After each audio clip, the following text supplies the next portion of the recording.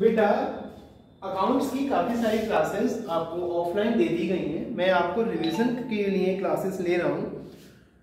आप सभी जानते हैं कि जब हम अकाउंट्स बनाते हैं तो सबसे पहले हम लोगों को जर्नल बनाना होता है। जर्नल के बाद हम लोग लेजर बनाते हैं। लेजर के बाद बात आती है ट्रायल बैलेंस की।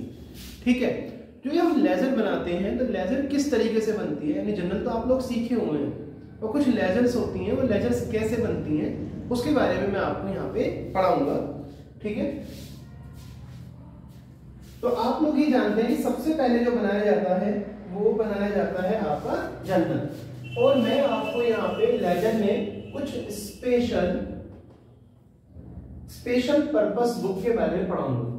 कौन सी books? Special purpose books. Clear? ये लेजर का एक पार्ट होती है कि किस तरीके से आपको इसको डायरेक्ट बनाना सीखना है। आप लोगों को मालूम है कि कैश क्या होता है, कैश की साइड क्या होती है। आपने पढ़ा था ना कैश की साइड क्या है। कैश हमारी एसेट्स है और एसेट्स की साइड जो है वो डेबिट होती है। उसी के बिहाफ पर हम यहाँ पे चलेंगे। तो स्पेशल पर्पस बुक में सबसे पहले बुक जो बनती है वो होती है cash book.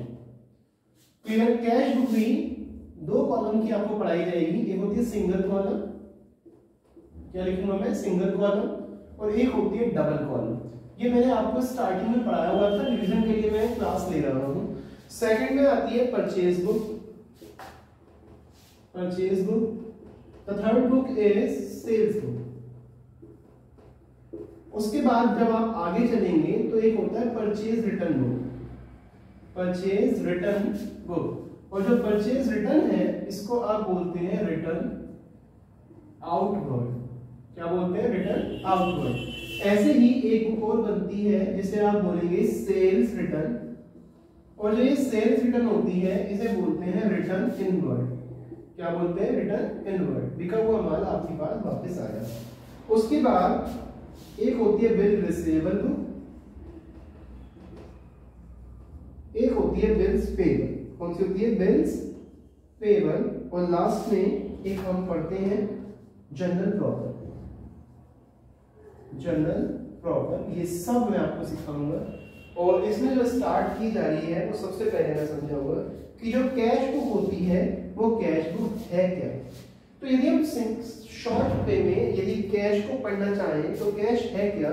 The single order column book, यानी single column and the double column book which record all the cash transaction। all cash transaction, single book की बात करें तो all cash transactions are recorded। सारी की सारी कैश ट्रांजैक्शन रिकॉर्ड होती हैं किसमें? सिंगल कॉलम कैश बुक में। यहां तक बात समझ आए? और किसकी रिकॉर्ड होती है? All the cash transaction are recorded of the business, जो हमारा बिजनेस है उसकी। Clear? Double column cash book में क्या होता है? All cash and bank transaction. All cash and bank transactions are recorded of the business. Clear हो गया मेरे बेटे? तो ये दोनों आपको क्लियर हुआ होगा। इसके बाद थोड़ा सा मैं भी आगे बढ़ाता हूं जिसमें आप लोग लिखेंगे, रफ कर रहा हूं बेटा। इसके बाद आगे चलते हैं, हम लिखेंगे इसके अंदर कैश बुक का फॉर्मेट। तो आप कैश बुक का फॉर्मेट लिखिए, इस तरीके से बनेगी कैश बुक। ऑफलाइन क्लास में जब आप जाएंगे वहां पर तो ध्रुव भैया आपको इसकी क्वेश्चन दे देंगे। हमारे जो नोट्स हैं वो आपको नोट्स प्रोवाइड करा देंगे। सिंपल आपको थोड़े से पैसे खर्चने और भाई वो नोट्स प्रिंट करा के ले जाने। क्लियर? तो बात आती है कैश बुक। यहाँ पे आप लिखेंगे डेबिट और दिस साइड हो गई क्रेडिट। सिंपल आप ये ऐसे चलाएंगे। सिंपल दो वाली लाइन खींचनी है, अपने पेपर पे देखा होगा इस तरीके से। आपकी शीट में दो लाइन होंगी, वो दो लाइन ऐसे खींचनी है। बिल्कुल बीच वाली लाइन पे आपको लिखना है डेट, यहाँ पे आपको लिखना है रिसिप्ट और या फिर पर्टिकुलर्स। क्या लिखेंगे? पर्टिकुलर्स। ये आपकी साइड हो गई ऐसे आ जाएगी एलएफ। क्या है ये? एलएफ। और ये आपकी है अमाउंट। फिर आप यहाँ लिखेंगे डेट, फिर आप चलेंगे पर्टिकुलर्स, यहाँ पे बात आ जाएगी आपकी एलएफ और ये आपकी हो गई अमाउंट। लॉजिक समझ आ गया? अब बात आती है मेरे बेटा कैश। कैश का बैलेंस याद कीजिए। कैश का बैलेंस डेबिट होता है सब एंट्री जहां पे आपको लगे कि आपके पास पैसा रिसिप्ट हो रहा है यानी आपके पास मनी आ रही है तो वो आपको डेबिट साइड लिख के दिखानी है। दूसरी बात कि आगे यदि को बढ़ना है तो आप अपने सपनों को लेके आगे बढ़ रहे हो। बात समझ आई? सपने का मतलब क्या है? सपने का मतलब सो गए सपना आ गया, वो नहीं है। सपने का मतलब वो होता है जो सपना आपको रात भर सोने जाते हैं। बात समझ आई ना? यदि आपको आगे बढ़ना है तो लाइफ आपकी है, आपको जीना है, आपको फेस करना है। दुनिया में आपकी परेशानी कितनी है उसका रत्ती भर फर्क लोगों को नहीं पड़ता। आप बहुत परेशान हो, ठीक है। आजकल लोग कहते हैं हर बच्चा बहुत परेशान है, स्ट्रेस में। वो कहता है सर मैं बहुत परेशान हूँ, तो ठीक है वो खुश हो जाएंगे, ठीक है परेशान हो, मैं क्या कर सकता हूँ इसमें, ठीक है। यानी 99% भाई लोग ऐसे हैं जिनको फर्क नहीं पड़ता आप परेशान हो। कितने? 99%। और बाकी 8% लोग ऐसे हैं जिनको वाकई में फर्क पड़ता है और वो आपके लिए एक एसेट्स है, वैल्यूएबल एसेट्स हैं। आप उनका ध्यान रखिए उनमें। जैसे आपके पेरेंट्स, सबसे ज़्यादा फर्क उन लोगों को पड़ता है, या फिर आपके टीचर्स जो आपको प्यार करते हैं उनको फर्क पड़ता है। तो लाइफ भाई इसी तरीके से है, लाइफ ऐसी चलती है। आप लोग पता नहीं क्या करते हो, पूरा दिन मट्टी सा कर देते हो, भाई ऐसे समय नहीं चलता है।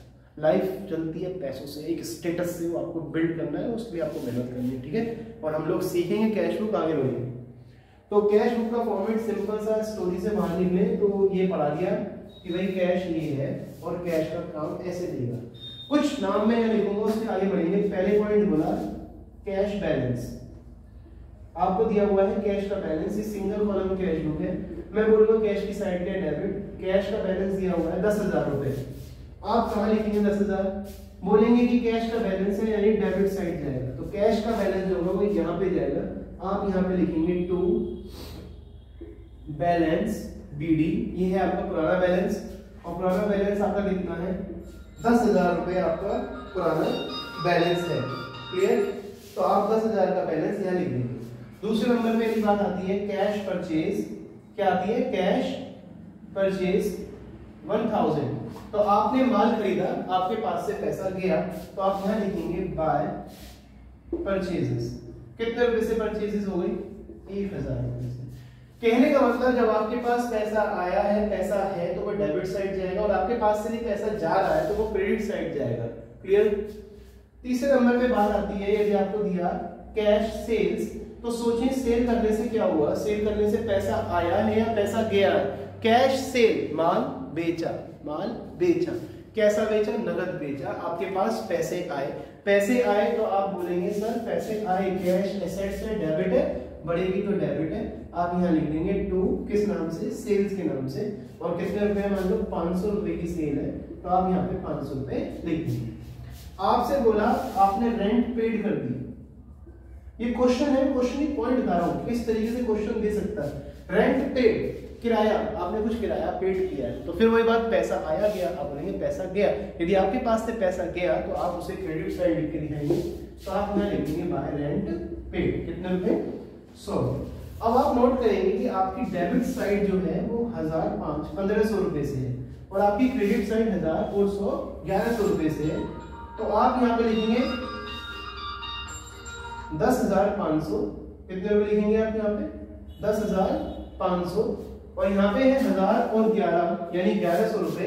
तो 10,500 में से आप 1100 रुपए माइनस करेंगे तो आपका बैलेंस कितना आएगा? 9,400। तो आप यहाँ लिख देंगे बाय बैलेंस CD